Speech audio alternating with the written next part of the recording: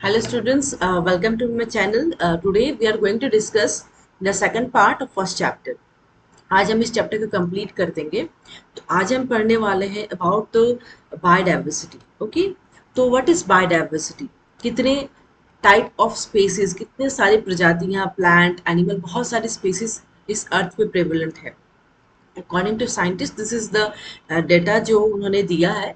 1.7 से 1.8 million species जो है ऑलरेडी डिस्कवर्ड हो चुके हैं. ठीक है, अब बात करते हैं व्हाट इज टैक्सोनॉमी. टैक्सोनॉमी आज का इंपॉर्टेंट टॉपिक है for this class. Okay, taxonomy क्या है? Science of classification based on similarities and dissimilarities. Suppose दो स्पेसीज की बात करते हैं, अगर प्लांट या फिर एनिमल स्पेसीज, वो प्लांट स्पेसीज एग्जैक्टली वो कैसे सिमिलर है, उनकी कैरेक्टर्स को देखते हुए हम उसे क्लासिफाई कर सकते हैं.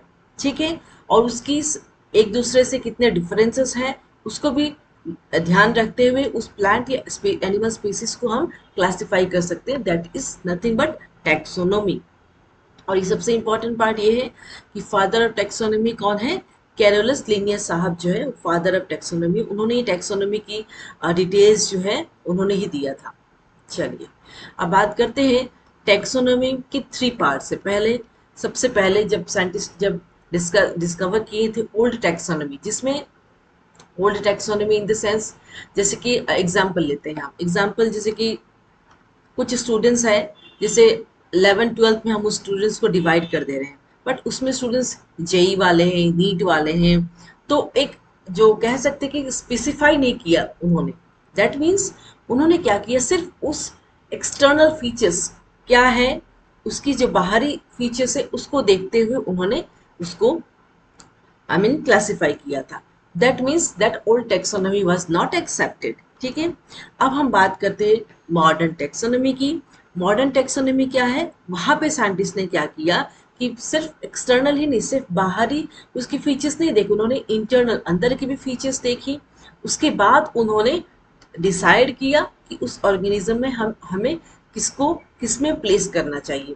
जैसे कि सेल स्ट्रक्चर, कि वह कैसा सेल है, प्रोकैरियोटिक है कि यूकैरियोटिक सेल है, यूनिसेलुलर है कि मल्टीसेलुलर है ना. ये सारी चीज़ों को देखते हुए उन्होंने एनालिसिस किया था. फिर वो कैसे डेवलप कर रहे हैं, उनकी डेवलपमेंट प्रोसेस, फिर इकोलॉजी, उनका इकोलॉजिकल रोल क्या है. ठीक है, इसकी बेसिस पे उन्होंने डिस्कस किया था. अब बात करते हैं the third part, that is systematics. What is systematics? Evolutionary relationships between the organisms. कोई भी ऑर्गेनिज्म को अगर हम जीन लेवल के बेसिस पे इसको जज करते हैं, उसको कहेंगे हम फाइलोजेनी. ठीक है, और इसमें क्या करेंगे, जो भी ऑर्गेनिज्म होगा उसको सिस्टमेटिक वे में उसको हम अरेंज करेंगे. हम सिस्टमेटिक्स को इस तरीके से डिस्क्राइब कर सकते हैं. और ये जो टर्म है ये लेटिन लेटिन टर्म है. जो फर्स्ट टर्म जो है किसने दिया था? कैरोलस लिनियस साहब ने. और ये बुक का नाम है जो अक्सर आता है क्वेश्चन, द सिस्टमा नेचुरा. ये जो बुक है जिसमें इन्होंने पब्लिश किया था अबाउट द सिस्टमेटिक्स. ओके, चलिए अब बात करते हैं, ये सबसे इंपॉर्टेंट पार्ट है आज का और क्वेश्चंस हमेशा आता है from NCERT point of view. Steps of classification. हम कोई भी स्पीसीज, चाहे वो प्लांट हो चाहे वो एनिमल हो, हम उसे कैसे क्लासिफाई करेंगे. जैसे अगर हम एक नया प्लांट, आज मन हुआ एक साइंटिस्ट की बात करते हैं, अगर उन्होंने एक न्यू प्लांट लिया, ठीक है, एक न्यू प्लांट लिया और अब उन्हें कुछ पता नहीं है उसके बारे में, he doesn't know anything about it, उसको कैसे कैसे उसका नाम करेंगे, किस बेसिस पे उसे डिसाइड करेंगे कि वो कौन सी स्पेसिस है ना.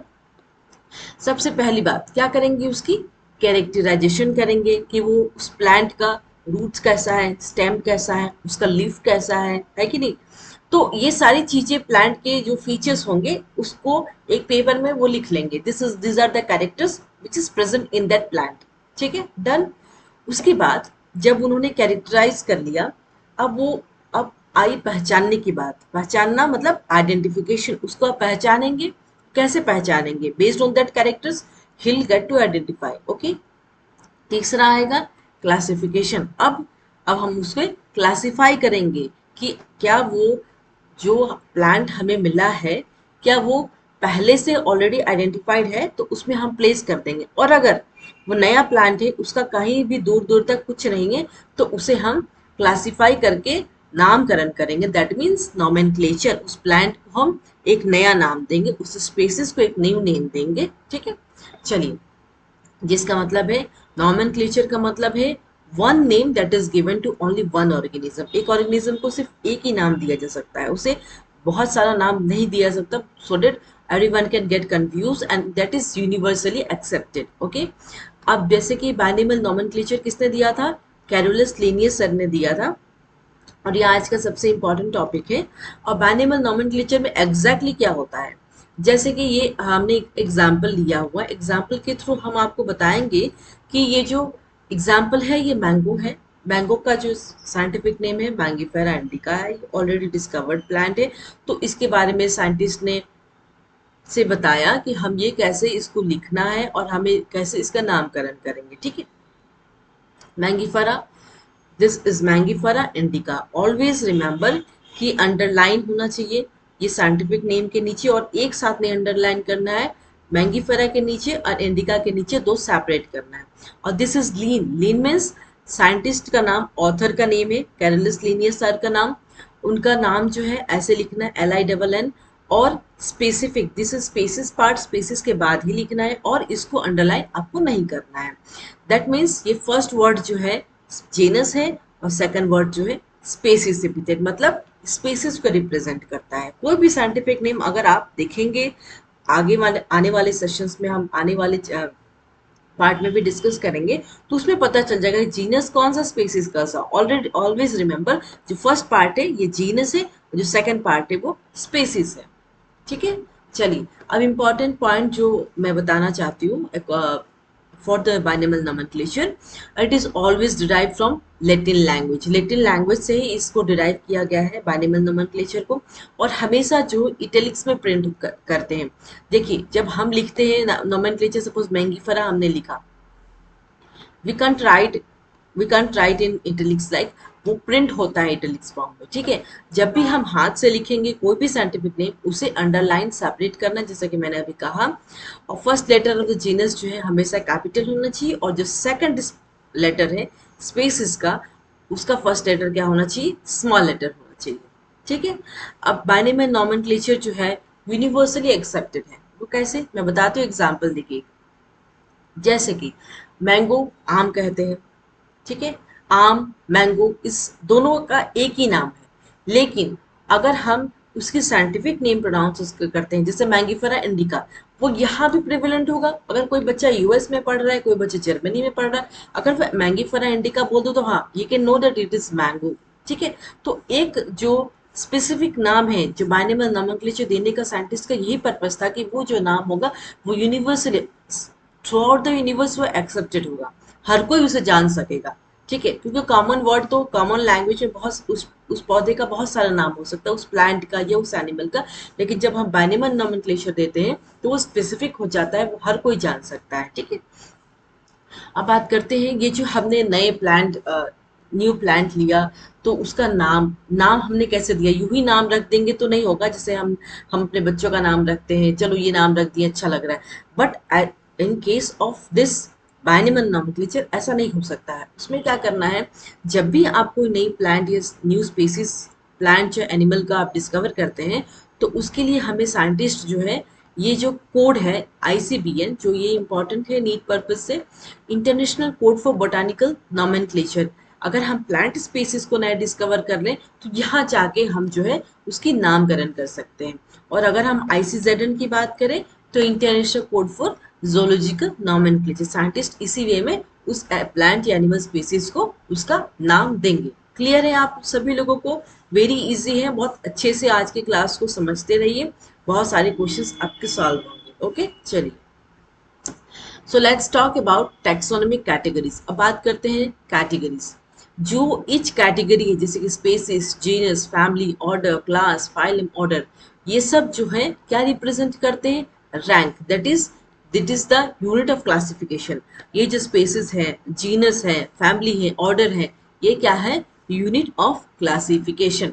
स्पेसिस जो है सबसे छोटा है, सबसे स्मॉलेस्ट, ठीक है। और किंगडम जो है वो हाईएस्ट यूनिट है, ठीक है। अगर हम बात करें कि स्पेसिस सबसे स्मॉलेस्ट है। अगर हम इसको स्मॉलेस्ट टू लार्जेस्ट, अगर हम नीचे से ऊपर जा रहे हैं उसको, जितने भी कॉमन कैरेक्टर्स हैं वो डिक्रीज होंगे, क्योंकि अगर हम कोई भी स्पेसिस की अगर जीनस स्पेसिस लेवल की बात करें, तो अगर हम कॉमन कैरेक्टर्स की बात करें तो हम उसे अच्छे से बहुत सारे कैरेक्टर्स हमें मिल सकते हैं। लेकिन अगर हम लोग जैसे जैसे ऊपर जा रहे हैं, species, genus, family, order, class, phylum, kingdom तक जा रहे हैं, तो हमें कॉमन कैरेक्टर्स जो है कम मिलेंगे, किंगडम में कम मिलेंगे हमें। जैसे कि अगर हम पोरीफेरा की बात करें, पोरीफेरा बात करें, और पोरीफेरा इस एनिमल किंगडम का पार्ट है कि नहीं? और एनिमल्स इतना ज्यादा वास्ट है, हम भी एनिमल किंगडम के पार्ट है।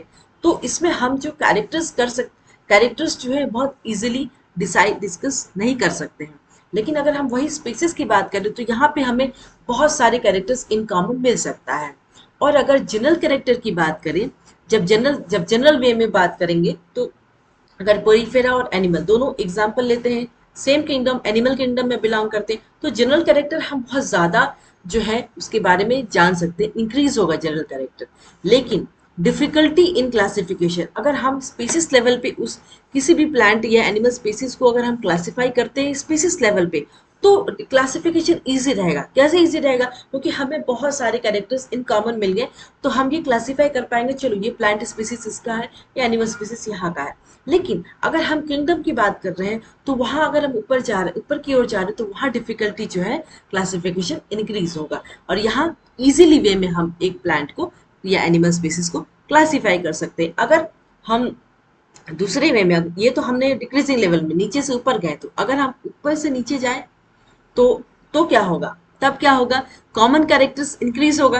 जैसे कि मैंने कहा स्पेसिस लेवल पे देखे तो कॉमन कैरेक्टर्स इंक्रीज होगा। समझ में आ रहा है? ठीक इसका बिल्कुल ऑपोजिट हो जाएगा, कॉमन कैरेक्टर इंक्रीज होगा, जनरल कैरेक्टर जो है वो डिक्रीज होगा, क्योंकि हम जनरल वे में, यहाँ जनरल कैरेक्टर इंक्रीज होगा तो यहाँ डिक्रीज होगा। और क्लासिफिकेशन जो है, डिफिकल्टी जो है डिक्रीज हो जाएगा। डिक्रीज इन द सेंस कि हम हमारे क्लासिफिकेशन करने में डिफिकल्टी बिल्कुल बहुत कम आएगी, ज्यादा पॉसिबिलिटी और चांसेस नहीं होगा। तो क्लासिफिकेशन में ये क्वेश्चन यहाँ से बहुत ज़्यादा इंपॉर्टेंट है, नीट में ज़रूर आता है। जैसे कि अरेंज करना है आपको, ये कॉमन कैरेक्टर डिक्रीजेस क्यों होता है, what's the reason behind it. ये जो सीरीज है, species, genus, family, order, class, phylum, kingdom सबसे बड़ा है, किंगडम स्पेसिस सबसे छोटा है। फिर किंगडम या क्लास के बीच कौन सा फाइलम या डिवीजन है, division in case of plants. अगर हम एनिमल की बात करें तो फाइलम कहा जाता है, और अगर प्लांट को क्या होता है, प्लांट जो है डिवीजन कहा जाता है। Okay, clear to you all? तो यहाँ से ये सारे क्वेश्चंस आते हैं। आई होप आपको समझ में आ गया होगा। ठीक है, चलिए अब बात करते हैं टेक्सोनॉमी कैटेगरीज के, जो हम थोड़ा सा डिटेल्स में जाएंगे ताकि आपको समझ में आ जाए। सबसे पहली बात अगर स्पेसिस की करें, स्पेसिस इज द बेसिक्स और स्मॉलेस्ट, जैसा कि मैंने कहा सबसे स्मॉलेस्ट यूनिट ऑफ क्लासिफिकेशन क्या है, स्पेसिस है। वो टर्म किसने दिया था? जॉन रे। और इसमें क्या होता है, जो इंडिविजुअल्स अगर सेम स्पेसिस के होते हैं उसमें मॉर्फोलॉजिकल, जो बाहर की प्रॉपर्टी, फंडामेंटल और रिप्रोडक्टिव सिमिलरिटी जो है एकदम हमें सेम देखने को मिलता है। बायोलॉजिकल कंसेप्ट ऑफ स्पीसीज किसने किसने दिया था? अर्नेस्ट मेयर सर ने। अब बात करते हैं जीनस की। जीनस क्या होता है? जीनस इज एग्रीगेशन और group of related species. That means कि स्पीसीज को मिला के हम जीनस को वो कर रहे हैं। Aggregation means group of species को हम क्या कहेंगे? जीनस कहेंगे। अब जैसे कि ये देखिए, पैंथेरा लियो, ये लायन का है साइंटिफिक नेम, ये पैंथेरा टाइग्रिस मीन्स टाइगर है, और पार्डिस मीन्स लियोपार्ड। ठीक है, इन सब का जीनस तो सेम है और स्पेसिस अलग अलग है, बट जीनस इज सेम। ठीक है, अब बात करते हैं, ये तो एनिमल में हो गया, अब ये हो गया प्लांट में। Solanum tuberosum is potato, solanum melongena is brinjal, tomato, potato, brinjal, tomato. जैसे आलू का भरता, आई थिंक सबको पसंद होगा आलू का भरता। ठीक है, तो सोलनम, ये तीनों जो है जेनस इज सेम और स्पेसिस जो है डिफरेंट है। समझ में आ गया कैसे हम स्पेसिस और जीनस को डिफरेंशिएट कर रहे हैं? Am I clear to you all? चलिए अब बात करते हैं नेक्स्ट, बात करते हैं about the family. Family is nothing but group of related genus. पहले आया स्पेसिस, जीनस, उसके ऊपर क्या आएगा? फैमिली आएगा। मतलब जीनस को, जीनस के ग्रुप को क्या कहेंगे? फैमिली। ठीक है, अब जैसे कि ये दोनों को देख लीजिए, पैंथेरा, और फेलिस पैंथरा टाइगर और फेलिस कैट। जानते हैं आप टाइगर को, टाइगर और कैट जो है एक दूसरे को, जैसे हम लोग बोलते हैं ना कि बिल्ली जो है शेर टाइगर की बाघ की मौसी है, ठीक क्यों हम बोलते हैं, क्योंकि वो दोनों सेम फैमिली से बिलोंग करते हैं। कभी आपने देखा होगा टाइगर और बिल्ली का, अगर आप बहुत ध्यान से देखेंगे तो ठीक है टाइगर एक बड़ा जानवर है, but cat is the small, छोटा है, बट उसकी जो फैमिली है वो एक ही फैमिली से बिलोंग करते हैं, ठीक है। चलिए ये तो एनिमल की बात हो गई। अब बात करते हैं अबाउट द प्लांट। ये सोलानम, ट्यूबेरोसम, धतूरा, पिटूनिया, ये सारे जो है कौन सी फैमिली से बिलोंग करते हैं? सोलानेसी फैमिली से बिलोंग करते हैं। और ये किस बेसिस पे हम इसे जज कर सकते हैं? उस प्लांट की वेजिटेटिव और रिप्रोडक्टिव कैरेक्टर को देखते हुए हम उसे सेम फैमिली में रखते हैं, ठीक है। अब बात करते हैं इंपॉर्टेंट पॉइंट, नोट देके लिखा मैंने। डॉग जो है कौन सी फैमिली को बिलोंग करते हैं? कैनिडेई। और स्वीट पोटैटो कौन सी फैमिली को? कॉन्वोल्वुलेसी। अब बात करते हैं ऑर्डर। ऑर्डर क्या है? Aggregation of family, species, genus, family, उसके ऊपर हो गया ऑर्डर। अब ग्रुप ऑफ जो फैमिली होंगे उसको हम ऑर्डर कहेंगे। अब फैमिली जैसे कि फेलिडे और कैनिडे।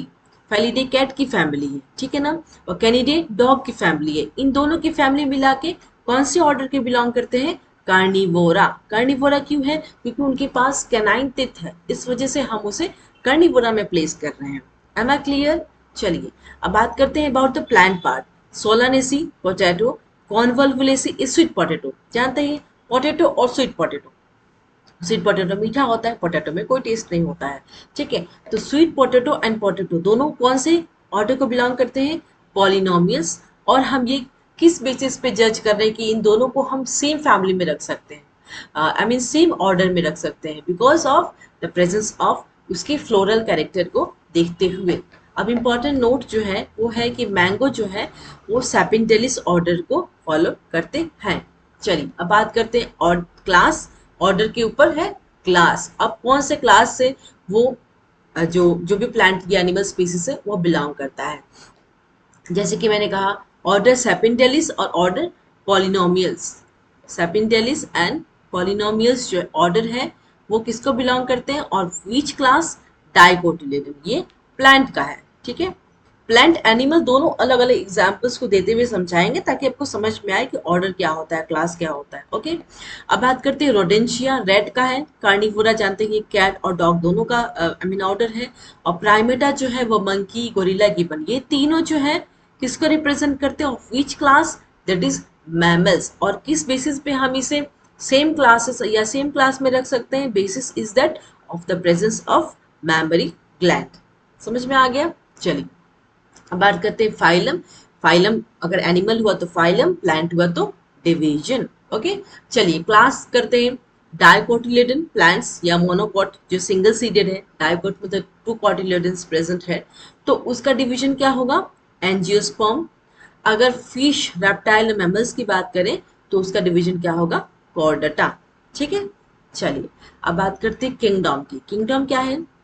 सबसे बिगेस्ट यूनिट, जैसे मैंने कहा स्पीसीज सबसे स्मॉलेस्ट है, किंगडम सबसे बड़ा है, okay. That means aggregation of related phylum और डिवीजन। प्लांट में सेल वॉल एब्सेंट है, एनिमल में सॉरी प्लांट में cell wall is present, animal में सेल वॉल जो है एब्सेंट है। अब बात करते हैं टैक्सोनॉमिक कैटेगरीज, हो गया पूरा अच्छे से डिस्कस किया मैंने। अब बात करेंगे हम टैक्सोनॉमिकल एज, आज का क्लास का लास्ट टॉपिक है, ओके। टैक्सोनॉमिकल एज क्या है? It is the technique to store and preserve the information. कोई भी इंफॉर्मेशन, क्या चाहे वो प्लांट हुआ, चाहे वो एनिमल स्पीसीज हुआ, चाहे वो डेड स्पीसीज हो गया, चाहे वो लिविंग है चाहे वो डेड है, उस सारी इंफॉर्मेशन को हम प्रिजर्व कर सकते हैं। कहाँ प्रिजर्व करेंगे और कैसे प्रिजर्व करेंगे इसके डिटेल्स बताते हैं। सबसे पहले बात करते हैं about the botanical garden. Botanical garden जैसे हर स्टूडेंट्स की, जहाँ आप कॉलेज हो चाहे यूनिवर्सिटी में पढ़ रहे हैं, वहाँ पे आपको बोटानिकल गार्डन के लिए बच्चों को ले जाया जाता है। बेसिकली आपको वहाँ देखने को क्या मिलेगा? वहाँ लिविंग प्लांट्स को कंजर्व करते हैं। वहाँ कोई डेड प्लांट्स या मरे हुए कोई भी प्लांट्स आपको नहीं दिखेंगे। वहाँ सारे लिविंग प्लांट्स को प्रिजर्व करते हैं। जैसे जैसे एग्जाम्पल ये बनियान ट्री है, बहुत बहुत कॉमन एग्जाम्पल है, हम ले रहे हैं आपके सामने। बनियान ट्री है, आपने देखा होगा बोटानिकल गार्डन, अगर आपने विजिट किया है तो आप देख सकते हैं या कोई जोलॉजिकल सॉरी कोई भी बोटानिकल गार्डन है, बहुत सारे बोटानिकल गार्डन्स हैं, अगर आप विजिट करते हैं तो वहाँ आपको देखने को मिलेगा कोई भी प्लांट है उसमें आप देखेंगे यहाँ पे उसकी फैमिली के बारे में कि ये कौन सी प्रजाति की है, इसकी उसका बोटानिकल नेम क्या है, सारी डिटेल्स आपको दी रहेंगी, ताकि अगर आपको उस प्लांट पे फर्दर कोई रिसर्च करना है तो उसका जो बेसिक इन्फॉर्मेशन है आपको बोटानिकल गार्डन से मिल जाए। Am I clear? चलिए अब बात करते हैं जूलॉजिकल पार्क की। जूलॉजिकल पार्क में क्या करते हैं, वाइल्ड लिविंग एनिमल्स को कंजर्व करते हैं। ऐसा क्यों करते हैं? अब देखिए, जंगली जानवर को आप अपने घर पे तो रख नहीं सकते, वो हमें खत्म कर डालेंगे। आप जो पेट एनिमल्स जो पालतू है आप उसको भरे घर में रख सकते हैं, लेकिन जो वाइल्ड एनिमल्स है उनको अगर हमें प्रिजर्व करना है, उनको कंजर्व करना है, तो हमें उसे उन्हें एक ऐसा एनवायरनमेंट देना होगा जहाँ एक ह्यूमन केयर हो सके और उस एनिमल की प्रॉपर जो है ध्यान रखा जा सके, और वहाँ पे उसकी फूड, उसका खाना का ध्यान रखा जाएगा और उसकी मेटिंग हैबिट्स की ध्यान रखी जाएगी इन जोलॉजिकल पार्क। चलिए अब बात करते हैं अबाउट द हर्बेरियम। हर्बेरियम क्या है? वहाँ पे जितने भी, अब जैसे कि लिविंग प्लांट को हमने कहा बोटानिकल गार्डन में प्रिजर्व किया, अब जो डेड प्लांट है, जो प्लांट मर गया है या खत्म हो रहा है, तो उसको कहाँ कैसे प्रिजर्व करेंगे? उस प्लांट स्पीसीज को हो सकता है आने वाले समय में मुझे ज़रूरत पड़े, तो हम उसे क्या करेंगे, उसे हर्बेरियम शीट्स में उसे ड्राई करेंगे, उसको प्रेस करेंगे और प्रिजर्व कर देंगे। और उसमें हम क्या लिखेंगे, राइट बॉटम कर्नर, जैसे कि ये स्टैंडर्ड साइज होता है, अगर कोई भी एक स्टैंडर्ड साइज होता है बट आई मीन हर्बेरियम का, उस स्टैंडर्ड साइज की शीट होती है जहाँ पे आप प्लांट स्पीसीज को यहाँ रखेंगे, उसको ड्राई करके उसे प्रॉपरली जो टेप वगैरह लगा के, और जो राइट साइड होगा उस शीट का राइट बॉटम कॉर्नर, वहाँ पे ये सारी डिटेल्स दे देंगे, ताकि अगर कोई भी उस प्लांट स्पीसीज को जानना चाहे, उसके बारे में और इन्फॉर्मेशन गैदर करनी चाहे, तो वहाँ से उसे बेसिक इन्फॉर्मेशन मिल जाएगा। उसमें हमें क्या लिखना है, local name, botanical name, English name, collector's name, date of collection, place of collection, family, ये सारी चीज़ें आपको वहाँ पे लिखनी है राइट बॉटम कॉर्नर में, ताकि आगे फॉर द रिसर्चर जो है वो इजी हो जाए उनके लिए। और जो हर्बेरियम सीड्स हैं वो कैसे अरेंज होते हैं, according to accepted system of binomial nomenclature का जो सिस्टम एक्सेप्टेड है बाइनोमियल नोमेनक्लेचर का, उसी के अकॉर्डिंग, उसी के अनुसार देखते हुए हर्बेरियम शीट्स को हम अरेंज कर सकते हैं। चलिए अब बात करते हैं म्यूजियम। म्यूजियम तो कई तरह के हैं, जैसे कि अगर हम बायोलॉजिकल म्यूजियम वो होते हैं जहाँ बायो के मतलब बायोलॉजिकल चीज़ें जो है प्रिजर्व कर सकते हैं। जैसे कि एजुकेशनल इंस्टीट्यूट्स में, जैसे कि अगर आप आने वाले समय में सारे बच्चे जब डॉक्टर बन के और आप एक मेडिकल कॉलेज में पढ़ने के लिए जाएंगे, तो वहाँ पे आप देखेंगे कि बहुत सारे, जैसे कि हमारे जैसे कि ह्यूमन के पार्ट्स हो गए, जैसे कि लिवर है, लंग्स है, उन सबको जो है प्रॉपर वे में उन्होंने प्रिजर्व करके रखा हुआ है, वो स्टडी के लिए कि हाँ चलो ये चीज़ें हैं, ऐसे करके पढ़ना है, उसकी लेबलिंग होगी, उसकी पूरी डिटेल्स में हम वहाँ जो है लेबल करके रख सकते हैं। तो सबसे पहले हम क्या करेंगे, उस स्पेसिमेन को ड्राई करेंगे। उसके बाद अगर वो उसे जार, किसी बड़े शीशे के बॉटल में, या तो लिक्विड सोल्यूशन में लिक्विड डालो, या तो लिक्विड इन द सेंस कोई सोल्यूशन हुआ, तो उस सोल्यूशन को डालते हुए हमें उस एनिमल को प्रिजर्व करना है। जैसे कि अगर इंसेक्ट की बात करें, तो अगर कोई इंसेक्ट है तो उसे जिंदा तो आप नहीं डाल देंगे ना सोल्यूशन में, उस इंसेक्ट को पहले हमें उसे बेहोश करना होगा, क्लोरोफॉर्म डाल के, क्लोरोफॉर्म डाल देंगे उस इंसेक्ट के ऊपर, वो बेहोश हो गया। उसके बाद उसको कलेक्ट करके, उसको मारने के बाद उसको पिन करके उस सोल्यूशन में रख देंगे और लिख देंगे सारी डिटेल्स कि हाँ ये इंसेक्ट है। ओके, चलिए अब बात करते हैं स्टफ्ड। अगर कोई बड़ा एनिमल, ये तो छोटा एनिमल की बात, इंसेक्ट तो बहुत छोटा होता है। अगर हम बात करते हैं लार्जर एनिमल्स की, जो बड़े जानवर है, जैसे कि बर्ड्स हो गए, मैमल्स हो गए, उनको स्टफ करके तब उस सॉल्यूशन में रखा जाता है। और जैसे कि स्केलेटन हो गया, स्केलेटन जो एनिमल स्केलेटन हो गया, उसको भी प्रिजर्व करते हैं। ठीक है, ये हो गया अबाउट द म्यूजियम। अब बात करते हैं बुक्स के बारे में। बहुत सारे बुक्स हैं जिसमें अगर आप चाहें तो उसे जो है प्लांट स्पीसीज को प्रिजर्व कर सकते हैं, जैसे कि flora manual, catalogues and monograph. अब देखते हैं फ्लोरा क्या होता है। फ्लोरा क्या है, actual account of habitat and distribution of plants of A given area. Suppose एक एरिया में हम देख रहे हैं कि कितने सारे जो है प्लांट्स हैं, उस प्लांट को कैसे डिवाइड किया गया है, उसके हैबिटेट क्या है, उसका एक्चुअल चीज़ें जो है फ्लोरा में मिलेगा हमें। अगर उसकी डिटेल्स हमें जानना है कि वो प्लांट किस किस एरिया में ग्रो होता है, उसके हैबिटेट क्या है, सब कुछ जो है फ्लोरा में मिल जाएगा। अगर हम बात करें मैनुअल की, तो मैनुअल जो है it provide information for identification of names of species found in area. Manual क्या करते हैं, वो इंफॉर्मेशन जो है किस क्या चीज़ का प्रोवाइड करते हैं, उस स्पेसिस का जो नाम है, जिस एरिया में वो स्पेसिस प्रोवाइड कर रहा है, वो इंफॉर्मेशन को अगर हम जाने तो उसमें मैनुअल में पाया जाता है। मोनोग्राफ की बात करें तो वहाँ सिर्फ सिंगल टैक्सन की इंफॉर्मेशन को पाया जा सकता है। कैटलॉग की बात करें तो इट रिकॉर्ड डिस्क्रिप्शन, डिस्क्रिप्शन जो भी उस प्लांट या स्पेसिस का जो डिस्क्रिप्शन होगा उसका रिकॉर्ड कर सकते हैं, जिससे हमें क्या होगा, उस प्लांट स्पीसीज को आइडेंटिफिकेशन करने में बहुत ज़्यादा हेल्प होगा, करेक्ट आइडेंटिफाई करा सकता है कैटलॉग। चलिए अब बात करते हैं की, what is key? Identification of plants and animals based on similarities and dissimilarities. कोई भी प्लांट या एनिमल स्पीसीज है दोनों, अब उसकी कितनी सिमिलैरिटीज है और क्या डिससिमिलैरिटीज है, उसके बेसिस पे हम जो आइडेंटिफाई करेंगे उसको कहेंगे की क्या होता है? It is based on contrasting characters generally in a pair called couplet. की किस पे बेस्ड होता है? कोई भी कंट्रास्टिंग कैरेक्टर हुआ, ठीक है, उसके बेसिस पे उसे हम क्या कहेंगे? कपलेट कहेंगे। It represents the choice between two opposite options. ये क्या रिप्रेजेंट करता है? चॉइस बिटवीन दो ऑपोजिट की, हमें इसे लेना है या नहीं लेना है, कौन सी पार्ट को लेना है, कौन सा कैरेक्टर जो है that is required for that species. ठीक है, this results in acceptance of only one and rejection of the other. अगर आप एक को एक्सेप्ट कर रहे हैं तो एक को तो रिजेक्ट करना होगा ना, दोनों को तो एक साथ नहीं ले सकते। अगर आप कोई भी कैरेक्टर ले रहे हैं तो उसको क्या है, एक को एक्सेप्ट करना है, एक को रिजेक्ट करना है। अब each statement in the key, जो भी एक स्टेटमेंट होगा उस की का उसको कहेंगे lead. Keys are analytical in nature. ठीक है, तो ये हमारा कंप्लीट हुआ चैप्टर 1 द लिविंग वर्ल्ड, जो है फर्स्ट चैप्टर जो है कंप्लीट हो गया है। अब आपको क्या करना है, क्वेश्चंस निकालना है, क्वेश्चंस करना है, और साथों साथ मैंने इस स्लाइड पे नहीं ऐड किया है, बट मैं क्वेश्चंस इस चैप्टर से मोस्ट प्रोबेबल क्वेश्चंस किस तरह के क्वेश्चंस आते हैं वो इस चैनल पे ज़रूर अपलोड हो जाएगा। आज का क्लास मैंने पूरी अच्छी तरीके से समझाया है, बस क्वेश्चंस आपको जाके करना है घर पे, और क्वेश्चंस मैं भी दे दूंगी, अपलोड हो जाएंगे चैनल पे। ओके, चलिए अब मिलते हैं नेक्स्ट सेशन में। सो आज के लिए बस इतना ही। Thank you all of you.